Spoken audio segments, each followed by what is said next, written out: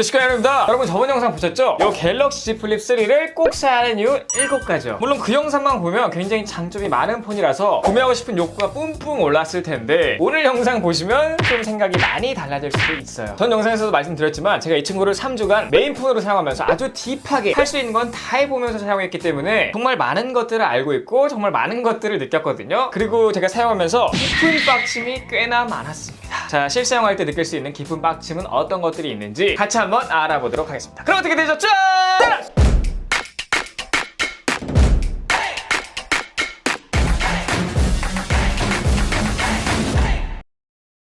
자, 우선 첫 번째는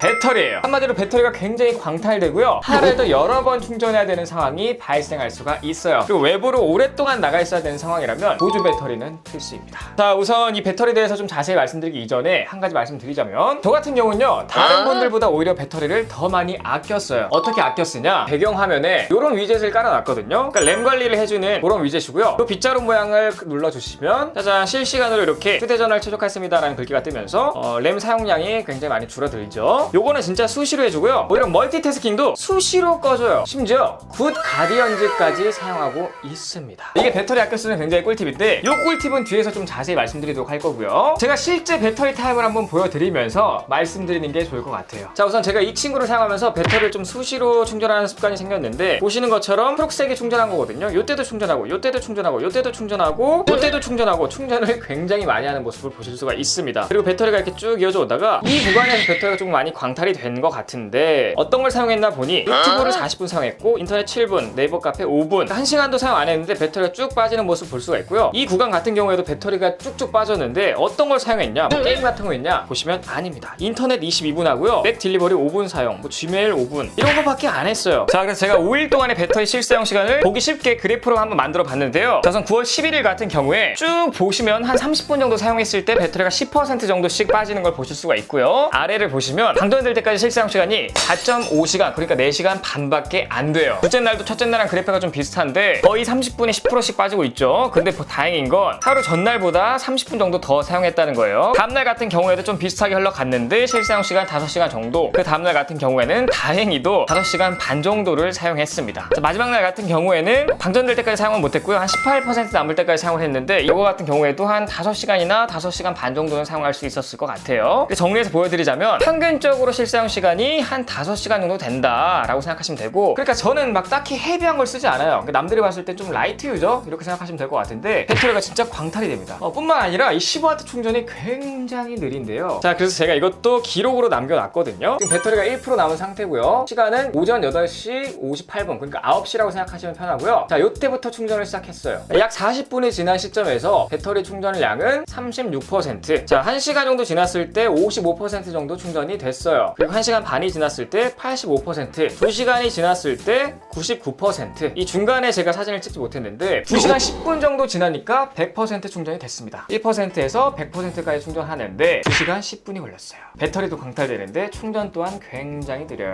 자, 그리고 사용하면서 진짜 열받는 게 뭐냐면요, 배터리가 광탈되는 일이 굉장히 많기 때문에 수시로 충전을 해줘야 된단 말이에요. 그래서 배터리가 얼마 안 남았을 때 유선 충전기를 꽂고 휴대폰을 사용하면 충전이 거의 안 되는 수준입니다. 자, 그래서 제가 이거는 아이폰과 좀 비교해 드릴 건데요. 뭐 데이터 같은 건 다 껐고요. 와이파이만 켜놓은 상태고 다른 거 안 하고요. 유튜브 자동 재생 시켜놓고 충전을 했습니다. 정말 충격적인 거는요, 평균적으로 5분 동안 한 1%에서 2%밖에 안 찬다는 사실입니다. 그러니까 사용하면서 배터리 충전은 안 하시는 게 좋고요. 웬만해서는 배터리 충전하실 때 그냥 꺼놓으시는 게 좋습니다. 45분을 충전해봤자 15%밖에 차지 않아요. 자, 그렇다면 같은 조건에서 아이폰은 어떨까요? 5분 동안 무려 12%나 충전이 됐고요. 그 이후에도 충전 속도가 굉장히 빨랐습니다. 30분만 충전해도 무려 38%나 찼기 때문에 사실상 충전기 와트수를 감안하더라도 비교가 무의미한 수준입니다. 자, 한눈에 보기 편하도록 그래프로 한번 정리를 해봤는데요. 보시는 것처럼 주황색의 아이폰이 파란색의 플립 3보다 훨씬 급격하게 충전이 되는 걸 보실 수가 있습니다. 그리고 또 뭐가 실사하면서 좀 짜증나냐면요, 갤럭시의 종특이라고 할 수 있죠. 15%부터 배터리가 미친 듯이 광탈됩니다. 이거 같은 경우에도 아이폰과 한번 비교를 해서 보여드리도록 할게요. 자, 왼쪽은 플립 3, 오른쪽이 아이폰인데 보신 것처럼 조건은 완전히 똑같아요. 데이터 같은 건 다 껐고요. 와이파이만 잡은 상태 상태에서 밝기 50, 볼륨 50을 잡아놓고 유튜브만 무한 재생을 했습니다. 잠시 아이폰의 검은 화면이 나왔는데 조금 있다가 플립도 이렇게 검은 화면이 나오기 때문에 거의 비슷하다고 생각하시면 될 것 같고요. 이제 플립은 조금 있으면 방전이 됩니다. 1시간 10분을 끝으로 방전이 됐고요. 아이폰은 더 진행이 되고 쭉쭉쭉 가서 거의 2시간 정도 사용이 가능해요. 자, 그림을 한번 정리해보자면 이런데 플립3보다 아이폰의 배터리율이 훨씬 좋다는 걸 느끼실 수가 있습니다. 그렇기 때문에 이 친구 배터리 이제 15%가 남아가지고 좀 아껴 써야겠다 생각하면 이미 늦었어요. 조금 있으면 사망합니다. 그리고 외부에 있을 때 이 친구 배터리가 40% 이하로 떨어지고 충전할 데가 없다. 그러면 그때부터 굉장히 불안해져가지고요. 이 친구를 닫고 잘 안 쓰게 돼요. 이거는 뭐 좀 장점일 수도. 자, 어쨌든 배터리 용량 자체도 좀 작고 굉장히 광탈되는 친구이기 때문에 배터리를 좀 아껴 써야겠죠. 그래서 배터리 아끼는 꿀팁을 한번 말씀드리도록 하겠습니다. 자, 플립 사용자라면 무조건 필수로 설치하셔야 되고요. 아까도 말씀드렸지만 이 어플의 이름은 굿 가디언즈예요. 자, 요거 같은 경우에는 갤럭시 스토어 들어가신 다음에 굿 가디언즈를 검색하셔서 다운받으신 뒤 실행하시면 되고요. 여기에 있는 이 5가지 항목들을 다 다운받아 주시는 게 좋습니다. 그래서 한 개씩 보여드리자면 맨 위에 있는 거는 이제 배터리 트래커고요. 어떤 게 배터리를 많이 잡아먹었냐 좀 상세히 볼 수 있는 그러한 친구고, 배터리 가디언 요거 같은 경우에는 비정상적으로 배터리 많이 잡아먹는 게 있으면 얘가 알아서 절전을 해주는 그런 어플이고요. 화면 절전 같은 경우에는 저는 사용 안 합니다. 취침 중 절전은 사용을 해놓으시는 게 좋아요. 그래야 잘 때 방전이 안 됩니다. 그리고 중요한 어플 중 하나가 갤럭시의 부스터인데요. 요거 같은 경우에는 뭐 한 일주일에 한 번이라든지 한 달에 한 번씩 최적화해 주시는 게 굉장히 좋습니다. 요거 같은 경우에는 이제 어플 최적화 시키는 거고, 컴퓨터로 치면은 뭐 디스크 조각 모음 그런 느낌인데 어쨌든 종종 해주시는 게 좋고요. 자, 요거 같은 경우에는 이제 좀 발열을 낮출 수 있는 건데 터미널 가디언이라고 하는 거고요. 요 온도 기준값이 기존에는 중간으로 설정돼 있거든요. 무조건 최저로 떨궈주세요. 그러면은 온도 기준값이 기본값에서 2도씨만큼 감소한다고 나와 있어요. 요거 적용 눌러주시고요. 그러면 온도가 좀 올라갈 때 조금 더 빠르게 기기를 제어하는 그런 게 발동이 된다고 생각하시면 돼요. 발열을 좀 낮춰주고 배터리 소모를 좀 줄여준다. 그렇지만 성능 제한이 조금은 생길 수 있다. 이렇게 알아두시면 좋을 것 같습니다. 다음으로 메모리 가디언인데요. 요거 같은 경우에는 메모리를 정리해주는 그런 어플이라고 생각하시면 되고요. 한 번씩 지금 정리를 눌러주시면 좋습니다. 자, 이렇게 다 설정하시고 사용하시면 배터리가 그래도 한 5%에서 10% 정도는 더 오랫동안 사용할 수 있는 것 같아요. 다음 두 번째 이유는 발열이에요. 농담이 아니라 매일매일 발열을 느끼는데요. 그냥 딴짓 안 하고 다 꺼놓은 상태에서 와이파이 잡고 유튜브만 봐도 발열이 생겨요. 사실 발열이 생기면 안 되는 조건들이거든요. 왜냐? LTE를 쓰는 것도 아니고 5G를 쓰는 것도 아니고 다른 어플들을 동시에 사용하는 것도 아닌데 유튜브만 봐도 발열이 생긴다. 그거는 좀 문제가 있는 겁니다. 그냥 일반적으로 이렇게 좀 켜놓고 나서 발열을 확인해도 온도가 꽤나 높아져 있는 모습을 확인할 수 있고요. 제가 갖고 있는 Z 플립 3 같은 경우에 최대 온도가 몇 도까지 올라가는지 한번 테스트 해봤더니 48도 정도를 찍더라고요. 아까도 말씀드렸지만 저는 굿 가디언즈를 통해서 배터리 제어를 마이너스 2도까지 해놨는데도 불구하고 48도까지 올랐으니까 이거 설정 안 해놨으면 더 올랐을 수도 있겠죠. 어쨌든 발열이 너무 심합니다. 자, 그럼 도대체 왜 갤럭시는 항상 이렇게 발열이 심할까 궁금하실 텐데 좀 간단히 말씀드리자면 이 스냅드래곤에는 이제 발열 이슈도 있긴 있는데 기기는 삼성이 만들고 앱은 퀄컴이 만들고 OS는 또 구글이 만들고 심지어 그 위에 원 UI까지 짬뽕을 해버리니까 뭐랄까요, 좀 효율이 떨어진다고 할까요? 최적화가 좀 덜 됐다고나 할까요? 어쨌든 이 발열이 생기기 때문에 배터리가 또 광탈하는 그런 부분도 있습니다. 자, 세 번째는 속도인데요. 와, 이 속도 같은 경우에는 최신 안드로이드 플래그십 제품인데 아이폰과 잽이 안 된다고 말씀드릴 수 있겠습니다. 사용하면서 정말 빡치는 그런 경우가 많았어요. 갤럭시 Z 플립 3를 꼭 사야 하는 이유에서도 이 렉이 있는 이런 화면이 나간 적이 있는데 실사용 시에 이렇게 렉이 종종 생깁니다. 특히나 뭐 멀티 윈도우 같이 램을 좀 많이 잡아먹는 그런 활동들을 하면은 렉이 좀 많이 생기는데 어쨌든 제가 아이폰과 한번 비교해서 보여드리도록 할게요. 우선 가장 기본적인 폴더 여는 시간입니다. 하나, 둘, 셋. 자, 방금 보셨죠? 다른 것도 켜보면 하나, 둘, 셋. 그리고 전원을 껐다가 전원을 켜고 어플을 작동하는 시간. 와, 이것도 한번 보여드릴게요. 이것 때문에 진짜 짜증나는 경우가 많은데요. 자, 우선 두 제품 모두 전원을 껐고요. 동시에 전원을 넣을게요. 하나, 둘, 셋. 스톱워치는 시작을 눌렀고요. 지금 굉장히 부드럽게 작동이 됐고 이제 갤럭시 같은 경우에는 아직 시작 중이고요. 바로 인터넷을 켜보도록 하겠습니다. 자, 아직도 부드럽지가 않죠? 렉 걸린 상태고요. 아직입니다. 아직이에요. 작동이 안 되고 있습니다. 자, 아직도 터치가 먹통이고요. 자, 믿기지 않죠? 아직도 렉이 있고요. 정말 미치겠습니다. 이거 눌러보면 자, 이제 좀 부드럽게 되는 것 같습니다. 자, 이 시간까지 공지 차이를 보셨죠? 껐다 킬 때마다 너무너무 짜증이 나요. 가장 좋은 스마트폰인데 뭐 부팅하고 나서 뭐 1분 넘게 지나야 제대로 작동이 되는 게 말이나 됩니까? 네 번째는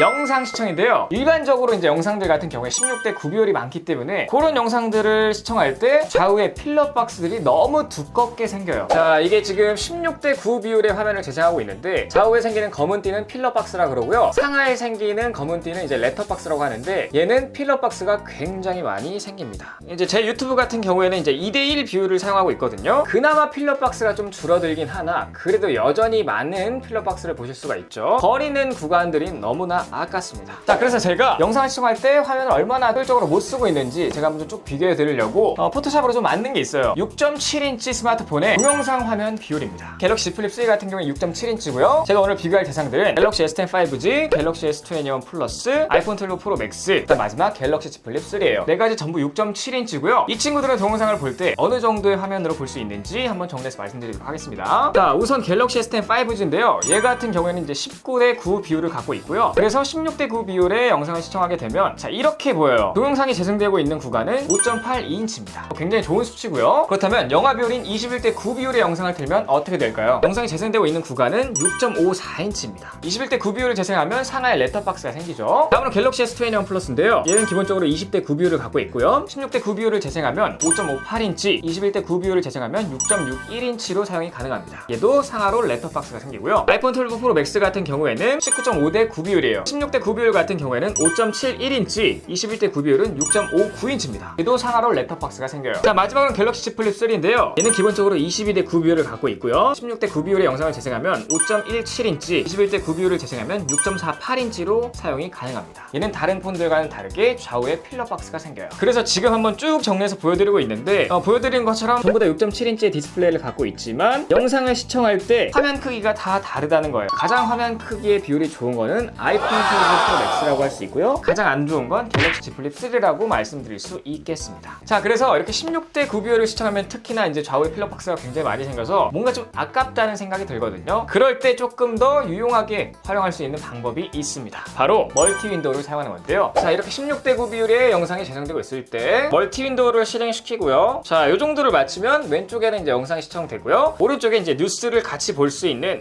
이렇게 사용을 하면 뭔가 디스플레이가 아깝지 않은 그런 느낌을 받을 수가 있습니다. 실제로는 뭐 이걸 얼마나 유용하게 쓸 수 있을지 모르겠으나 어쨌든 이렇게 사용하면 아깝지 않다라고 말씀드릴 수 있고요. 자, 다음 5번째는 카메라인데요. 우선 셔터 속도가 굉장히 느립니다. 한번 보여드리자면 자, 모든 어플을 다 끈 상태고요. 카메라를 켜고